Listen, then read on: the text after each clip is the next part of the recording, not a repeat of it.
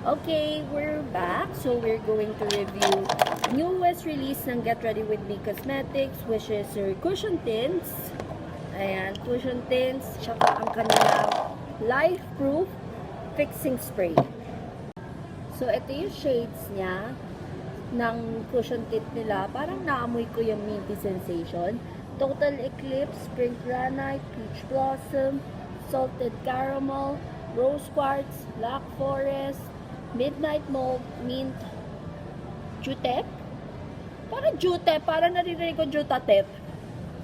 Tsaka Berry, tsaka Arctic Berry. So, 1, 2, 3, 4, 5, 6, 7.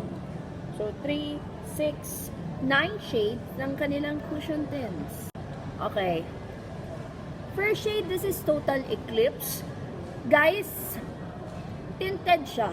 Pareho siya ng mga tints na na-try ko sa Happy Skin. Pero, ang difference nila is super duper lamig sa aking lips. And, one swipe pa lang, ay patay tayo dyan. One swipe, meron ng color. Next shade, this is Pink Granite. Ay, parang natural lips talaga. Kasi tingnan mo, nag-sustain talaga siya all throughout the lips. This is in the shade Peach Blossom. Yung Peach Blossom niya is very cool yung tone niya. But the minty effect talaga, hindi siya pampapump, pero parang ano lang siya, parang kakain ka lang ng Mentos. Next shade, this is Salted Caramel. Parang kumain lang ako ng mint chocolate na siya. Parang nakita ko na yung favorite shade ko, pero let's see with the other ones. This is in the shade Rose Quartz. This is in the shade Black Forest. Parang sumisip ka na to go with this one. This is in the shade Midnight Mauve. Mint Julep pala to. Ito yung shade niya. Super ganda ng Mint Julep. I love it. Hindi Jutep, Julep. Puche. And lastly, this is in the shade Arctic Berry. So, itong susunod natin i-try is the Life Proof Fixing Spray. Let's try it.